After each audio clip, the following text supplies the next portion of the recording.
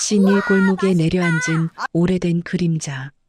아침 햇살이 흐릿하게 거실을 비출 때 순자는 민수의 사진 액자를 손끝으로 조심스레 훑고 있었습니다.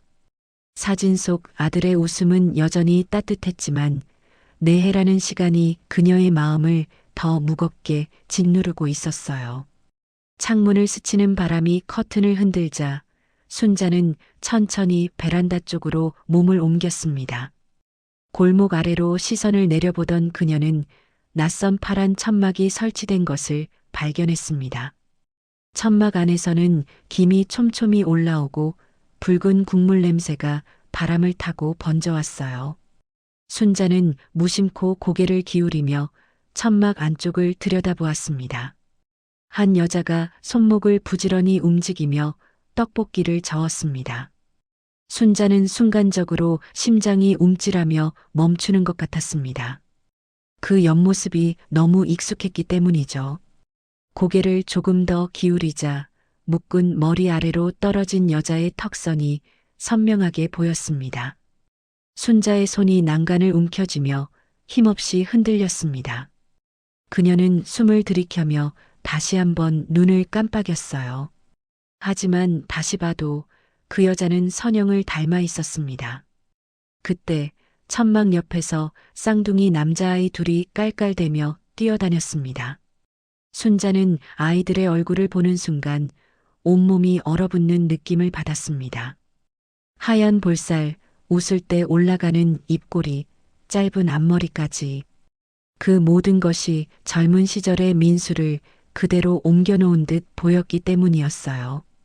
아이들이 서로를 부르며 장난치는 목소리가 골목에 가득 울렸습니다. 근처 주민들이 아이들 머리를 쓰다듬고 음식을 받아가는 장면도 보였지만 순자의 시야에는 오직 쌍둥이의 얼굴만이 들어왔습니다. 순자는 결국 베란다에서 몸을 뒤로 빼며 벽에 손을 짚었습니다.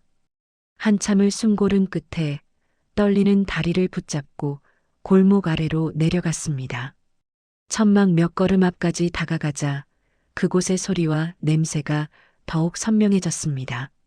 하지만 선영의 얼굴을 다시 보게 된 순간 순자는 겁에 질린 듯 몸을 돌렸습니다. 그녀의 발걸음은 계단을 향해 거의 뛰다시피 올라갔고 손가락은 현관 비밀번호를 제대로 누르지 못했습니다. 문이 열리자 순자는 안으로 들어와 등을 닫힌 문에 기대었습니다. 거칠게 숨을 몰아쉬며 그녀는 손등으로 입을 막았습니다. 망설임과 두려움이 밀려와 가슴이 답답해졌어요. 그리고 고개를 떨군 채 스스로에게 묻듯 속삭였습니다. 저 아이들은 도대체 누구 아이인 걸까요? 피하려 할수록 깊어지는 의문. 순자는 다음 날 아침 장바구니를 들고 천천히 현관문을 나섭니다.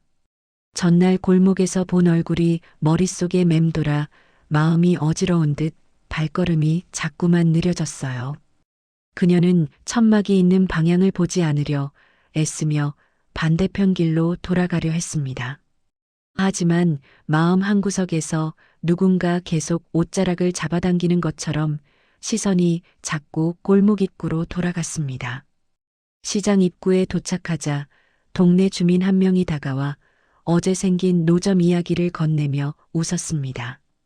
순자는 갑작스러운 말에 당황한 듯 장바구니 끈을 고쳐쥐며 웃음으로 상황을 얼버무리려 했어요. 그 순간 멀리서 들려오는 아이들 웃음소리가 순자의 발걸음을 멈추게 합니다. 그녀가 천천히 고개를 돌리자 쌍둥이 중 첫째 아이가 손을 흔들며 순자를 향해 밝게 웃고 있었습니다. 순자는 마치 심장이 순간적으로 멈춘 듯 몸이 얼어붙었고 아이와 눈이 마주치자 급히 고개를 돌렸습니다. 저 아니라 순자는 자신도 모르게 중얼거리며 장바구니를 붙잡은 두 손에 더 힘을 주었어요. 아이에게서 멀어지려는 듯 빠르게 걸음을 옮겼지만 마음속에서는 더 큰 혼란이 밀려오고 있었습니다. 집으로 돌아온 순자는 서랍 깊숙이 넣어둔 민수의 병원 서류들을 꺼내 펼쳤습니다. 종이마다 남겨진 글자와 날짜가 눈에 들어왔지만 그녀가 찾고자 하는 내용은 어디에서도 발견되지 않았습니다. 그녀는 서류를 하나씩 넘기며 애써 담담한 표정을 유지하려 했지만 손끝이 점점 떨려왔어요. 왜 아무것도 몰랐던 걸까라는 생각이 밀려들며 가슴이 답답해졌습니다. 잠시 후 초인종이 울리자 옆집 미정이 반찬통을 들고 웃으며 들어왔습니다. 순자는 오랜 고민 끝에 미정에게 골목에서 본 노점과 여자 그리고 아이들 이야기를 조심스럽게 털어놓았어요. 미정은 순자의 이야기를 조용히 듣다가 확인하지 않으면 계속 마음이 더 아플 거예요 라고 말했습니다. 그 말은 단순한 조언이 아니라 순자의 마음 깊숙한 곳을 찌르는 한마디였습니다. 순자는 대답하지 못한 채 숨을 고르며 한참 동안 눈을 감고 앉아 있었습니다. 밤이 되어 창밖이 어둑하게 변해갈 무렵 베란다 너머 파란 천막의 희미한 불빛이 다시 보였습니다. 순자의 가슴은 그 불빛을 보는 순간 다시 무겁게 내려앉았고 이대로 지나갈 수 있을까라는 생각이 또다시 고개를 들었습니다. 도대체 정말 선영이 맞는 걸까? 순자의 입에서 나온 작은 혼잣말은 누구에게도 닿지 않았지만 그녀 자신에게는 너무나 크게 들렸습니다. 마이너스 마이너스 마이너스. 불호 다음 씬 필요하면 이응이응 해줘. 노점의 불빛이 한층 잔잔해진 늦은 오후, 순자는 천천히 골목을 지나 천막 앞에 멈춰섭니다. 그녀의 발끝은 망설임을 드러냈지만 시선은 이미 천막 안으로 깊게 들어가 있었어요.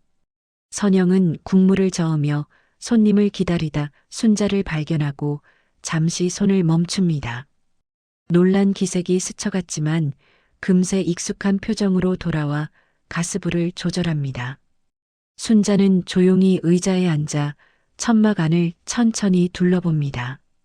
아이들 책가방 2개가 나란히 놓여 있고 작은 담요와 간식 봉투가 가지런히 정리되어 있었어요. 그 물건들은 이곳이 단순한 노점이 아니라 세모자의 생활 공간이라는 사실을 보여주고 있었습니다. 순자는 모간이 갑자기 뜨거워지는 느낌을 받으며 손등을 가볍게 쥐었습니다. 그때 옆 가게 세탁소 주인이 들러 장사 상황을 묻고 선영은 짧게 답하며 자연스럽게 대화를 이어갑니다. 순자는 그 모습을 보며 선영이 4해 동안 어떻게 골목 사람들에게 스며들었는지 실감합니다. 선영은 잠시 숨을 고르고 순자에게 다가와 조용히 물을 한 컵 건넵니다. 잔을 건네는 손등의 굳은 살과 작은 흉터가 여러 겹으로 겹쳐 보였어요. 순자는 그 손을 보는 순간 뭔가 설명하기 어려운 감정이 심장까지 치밀어 올랐습니다.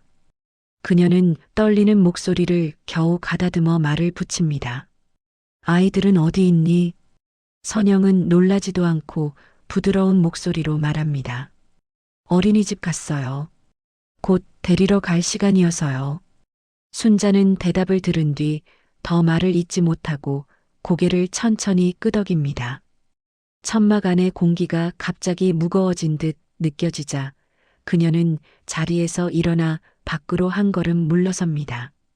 하지만 마지막으로 뒤돌아본 순간 선영의 손등 흉터가 다시 눈에 들어와 순자의 걸음을 멈추게 했어요.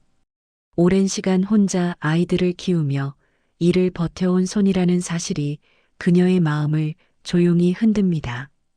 골목 바람이 불어오자 순자는 코끝을 적신 감정을 삼키며 천천히 골목 위로 발걸음을 옮겼습니다. 그녀의 마음속에는 더는 모른 척할 수 없다는 생각이 무겁게 자리 잡고 있었어요. 파란 천막 아래에는 오후 햇빛이 비스듬히 들어와 따뜻한 기운을 만들고 있었어요. 손님이 빠져나간 뒤 잠시 한가해진 노점은 끓던 냄비 소리만 남겨둔 채 고요하게 흔들리고 있었습니다. 순자는 천천히 걸어 들어와 의자에 앉으며 주변을 살폈어요. 마주 앉은 선영은 잠시 숨을 고르는 듯 했지만 이미 결심한 표정으로 낡은 서류 봉투를 꺼내 들었습니다. 봉투는 오래 손을 탔는지 모서리가 닳아 있었고 종이에서는 병원 특유의 차가운 냄새가 나는 듯 했어요. 순자는 두 손으로 조심스럽게 봉투를 받아들었습니다. 서류를 펼치자 민수의 이름과 서명이 선명하게 적힌 체외 수정 기록, 배아이식 일정표, 경과 보고서가 순서대로 나타났습니다. 글자를 따라 내려가던 순자의 손끝은 어느 순간 떨려 글줄을 제대로 따라가지 못했어요. 장례식장에서 내뱉었던 날 선영에게 던졌던 말들이 거센 파도처럼 떠오르며 가슴을 짓눌렀습니다. 순자는 종이를 붙잡은 채 시선을 떼지 못하고 있었고 천막 안의 공기마저 무겁고 정적이 감돌았어요. 그때 길 건너에서 어린이집 버스가 도착하는 소리가 들렸습니다. 노란 버스에서 내린 민준과 민호는 서로의 손을 잡은 채 제잘거리며 골목을 뛰어오고 있었어요. 선영은 서류를 정리하며 아이들이 올 방향을 바라보았고 순자는 두 아이의 모습을 목이 메인 듯 바라보았습니다. 아이들의 얼굴이 환하게 웃으며 노점으로 달려오는 모습은 숨 참고 봐야 할 만큼 익숙했고 동시에 낯설었어요. 선영은 두 아이를 맞이하며 가방을 받아주고 아이들은 익숙한 듯 천막 안 작은 의자에 앉아 장난감을 꺼내기 시작했습니다. 순자는 그 모습을 멀리서 바라보며 손에 든 서류를 다시 한번 꽉 움켜쥐었어요. 아이들이 배앓이를 하면 누가 안아 재웠을지, 병원에 갈 때 누구 손을 잡았을지 네 해 동안의 빈자리가 선명하게 밀려왔습니다. 천막 천위에는 한 줄기 바람이 스쳐 지나며 흩어진 먼지를 흔들었고 순자의 어깨도 그 바람에 따라 미세하게 떨렸어요. 선영은 무언가 말하려다 입술을 다물고 잠시 순자를 바라보다 다시 아이들 쪽으로 시선을 돌렸습니다. 순자는 그 시선을 느끼며 진실을 안 순간부터 더 이상 과거로 숨을 수 없다는 사실을 억눌린 숨과 함께 깨달았어요. 그때 갑자기 선영의 휴대전화가 크게 울렸습니다. 잠깐 놀란 선영은 화면을 확인하더니 얼굴빛이 순식간에 하얗게 질렸어요. 전화를 받는 그녀의 손끝은 분명 떨리고 있었고 그 불안한 떨림이 그대로 순자에게도 전해졌습니다. 숨을 삼키듯 전화 내용을 듣던 선영은 손으로 입을 막으며 급히 자리에서 일어났어요. 그녀의 목소리는 떨렸고 민호가 쓰러졌대요라는 말이 천막 안을 갈라놓듯 울렸습니다. 순자는 자리에서 벌떡 일어나 손에 쥔 서류 봉투를 떨어뜨릴 뻔하며 선영 뒤를 따랐습니다.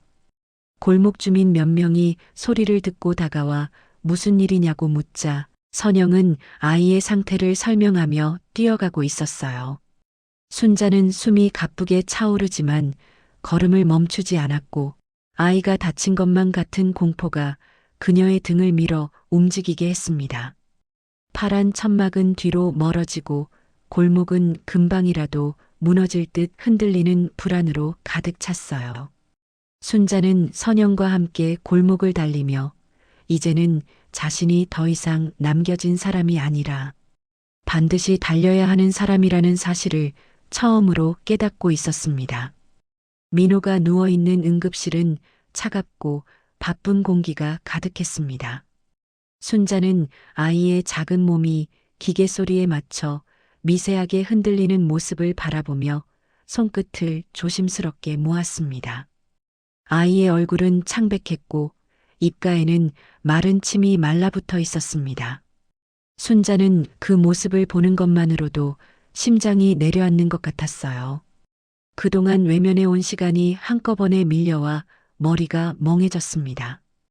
의료진이 부지런히 움직이는 모습이 보였고 그녀는 그 움직임을 따라가기조차 힘들어 보였습니다. 선영은 아이 곁에 서서 눈물을 참으려 했지만 자꾸 눈가가 젖어들었습니다. 순자는 그 옆에서 몸을 웅크린 채 말없이 서 있을 뿐이었습니다. 아이에게 다가가 손을 잡고 싶었지만 그럴 자격이 있는지조차 자신하지 못했어요. 그 순간 민호의 눈꺼풀이 미세하게 떨리는 모습이 보였습니다. 괜찮아질 거예요. 선영은 떨리는 목소리로 아이에게 말을 걸었습니다. 순자는 그 말조차 자신을 향한 위로로 들려 가슴이 아릿하게 저렸습니다. 의료진이 검사 결과를 설명하며 큰 위기는 넘겼다고 말하자 선영은 잠시 숨을 고르며 의자에 주저앉았습니다. 그러나 순자는 오히려 그 순간 더 큰 죄책감이 밀려왔습니다. 이 어린 생명을 지켜야 할 사람이 자신이었는데 그 책임을 4해 동안 방기하고 도망쳤다는 생각이 가슴을 찔렀습니다. 그녀는 천천히 병실 의자에 앉아 민호의 손등을 바라보았습니다. 링거가 꽂힌 작은 손등은 붓고 약간 빨갛게 변해 있었습니다. 그 모습이 순자의 마음 깊은 곳을 무너뜨렸습니다. 그녀는 손을 내밀어 조심스럽게 아이의 손을 감싸 쥐었고 그 따뜻함에 눈물이 저절로 흘렀습니다. 민준이 어린이집에서 급히 데려와진 뒤 문 앞에서 불안한 눈으로 방 안을 들여다보았습니다. 아이는 선영에게 달려가 품에 안기며 형의 상태를 묻는 듯한 표정을 지었습니다. 순자는 형제의 모습을 보며 더 이상 과거처럼 선영에게 등을 돌릴 수 없다는 사실을 뼈저리게 느꼈습니다. 아이들의 생명 앞에서 과거의 오해와 분노는 아무 의미가 없었습니다. 의료진이 병실을 정리하며 보호자에게 필요한 절차를 설명했고 순자는 잠시 그 소리를 들으며 정신을 추스르려 했습니다. 그러나 계속해서 가슴 안쪽이 저려왔습니다. 그녀는 선영의 눈을 조심스럽게 바라보았고 선영도 그 시선을 감지한 듯 고개를 천천히 들었습니다. 그 둘 사이에 한동안 말이 없었지만 서로의 마음에서 조금씩 무언가가 움직이기 시작하고 있었습니다. 순자는 병실 의자 끝에 앉아 조용히 손을 모으고 있었습니다. 민호의 작은 가슴이 오르내리는 모습을 바라보며 마음속 깊은 죄책감이 조금씩 부풀어 오르고 있었어요. 병실 바깥에서 들려오는 의료기기 소리와 복도 발걸음 소리가 긴장된 분위기를 더했습니다. 선영은 침대 옆에서 아이의 이불을 정리하며 눈가를 여러 번 훔쳤습니다. 그녀의 어깨는 단단히 굳어 있었고 무언가 오래 참아온 감정을 떨쳐내기 어려운 듯 보였어요. 순자는 잠시 머뭇거리다 선영 쪽으로 몸을 기울이며 조심스럽게 말을 꺼냈습니다. 말은 이어지지 않았지만 두 사람 사이의 공기는 이전과는 달리 조금씩 흔들리고 있었죠. 선영은 조용히 숨을 들이마시고 쓸쓸한 표정으로 조산 당시의 이야기를 꺼내기 시작했습니다. 그녀는 아이들이 태어났던 날의 혼란과 두려움, 그리고 바로 닥친 병원비 문제를 담담히 털어놓았습니다. 순자는 선영의 고백을 들으며 자신이 몰라준 시간들이 얼마나 길고 깊었는지 깨닫기 시작했습니다. 그녀의 손등이 떨리기 시작했지만 마음속에서는 은근한 결심이 피어오르고 있었어요. 선영은 그때 누구라도 옆에 있었으면 좋았을 텐데요 라는 말을 하며 잠시 고개를 숙였습니다. 그 말은 순자의 가슴을 그대로 파고들었고 그녀는 더 이상 눈을 피하지 않았습니다. 순자는 자신이 외면한 4해의 무게가 지금 이 순간 모두 쏟아지는 것 같다고 느꼈습니다. 그녀는 선영에게 다가가 자신의 행동이 얼마나 큰 상처였는지 말하려 했지만 말끝이 자꾸 떨렸어요. 선영은 조금 놀란 듯 순자를 바라보다 이내 표정을 가다듬고 다시 아이 쪽으로 시선을 돌렸습니다. 복도에서 간호사가 들어와 서류 확인을 요청하며 두 사람을 병실 밖으로 안내했습니다. 좁은 복도를 지나며 두 사람은 나란히 걷고 있었지만 마음속에는 각자의 생각이 무겁게 얹혀 있었습니다. 순자는 선영의 옆모습을 바라보며 지금이라도 방법을 찾아야 한다는 생각이 점점 더 선명해졌습니다. 그리고 이 순간이 두 사람 관계의 방향을 완전히 바꿀 수 있는 중요한 갈림길이라는 사실을 직감하고 있었습니다. 노점의 불이 서서히 잦아들던 저녁, 골목에는 볶음 기름 냄새와 조용한 대화 소리만 남아 있었어요. 순자는 설거지를 마친 뒤 젖은 앞치마를 벗어 의자 등받이에 걸고 한동안 고무장갑을 벗은 손을 가만히 내려다보았습니다. 주름진 손등 위에는 따뜻한 물에 불었던 흔적이 남아 있었고 그 온기 속에서 묘하게 가라앉는 마음을 느끼고 있었어요.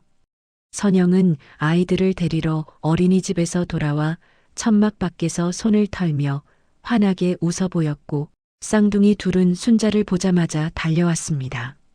민중과 민호는 순자의 다리에 와락 안겼고 그 작은 몸짓이 무겁게 눌러왔던 감정을 순간적으로 풀어주었죠. 순자는 허리를 굽혀 두 아이를 번갈아 안고 따뜻한 숨결이 목덜미에 닿는 걸 느끼며 가만히 눈을 감았습니다.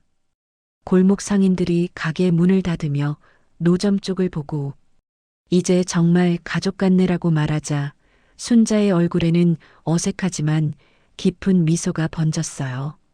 네 사람은 노점 앞 파라솔 아래 모여 앉아 간단한 야식을 나누었고 선영은 아이들 가방에서 어린이집 그림일기를 꺼내 순자에게 건넸습니다.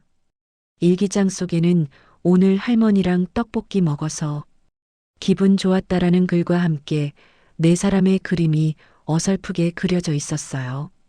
순자는 그림을 오래 바라보다가 눈가가 젖어들었고 그 순간 아이들이 고개를 갸웃하자 그녀는 조용히 웃으며 한마디 남겼습니다.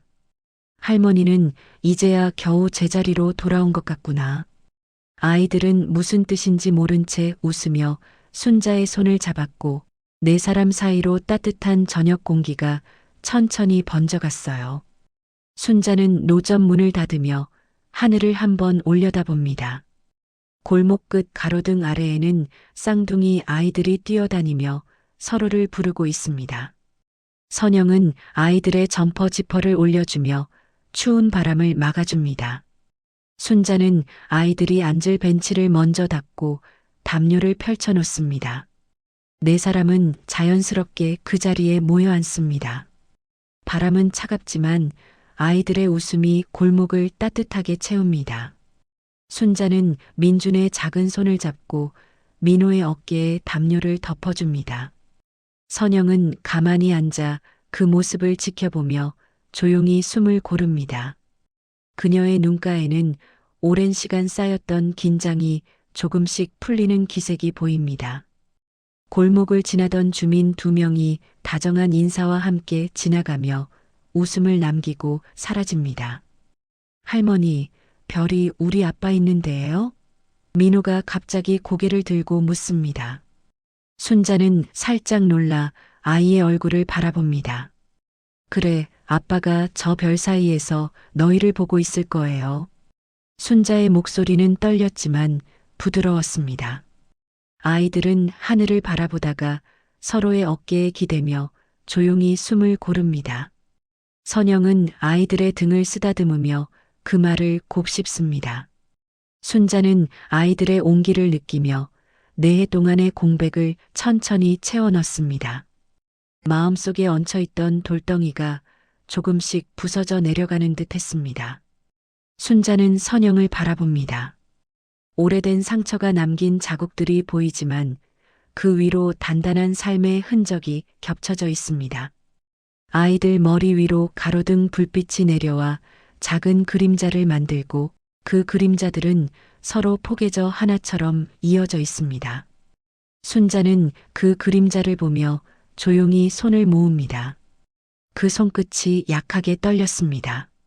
선영아, 이제 우리 다시 가족으로 살아봅시다. 짧았지만 오래 참고 나온 말이었습니다. 선영은 잠시 눈을 감았다가 고개를 끄덕입니다. 아이들은 무슨 말인지 모른 채 웃으며 서로를 잡고 벤치 위에서 몸을 비빕니다. 바람이 한번 골목을 지나가고 떡볶이 냄새가 남은 천막 쪽에서 부드럽게 흘러옵니다. 순자는 마음속 깊은 곳에서 묵은 어둠이 천천히 걷히는 것을 느낍니다. 슬픔은 완전히 사라지지 않았지만 이제는 함께 나눌 수 있는 사람들이 생겼습니다. 골목은 조용했지만 서로의 숨결이 만들어내는 따뜻함이 네 사람을 감싸고 있었습니다. 별빛 아래에서 그들은 처음으로 같은 방향을 바라보고 있었습니다.